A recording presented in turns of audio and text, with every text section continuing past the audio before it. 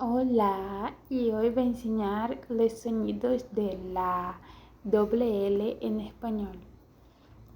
El primer sonido es de L, L, como si fuera lluvia, llegar. Tiene el sonido de I como lluvia o llegar. Y también el sonido de la SH, que es lluvia, llegar.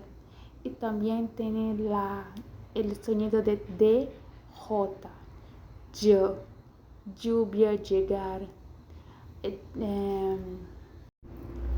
Y es eso. Un beso y hasta mañana. Chao.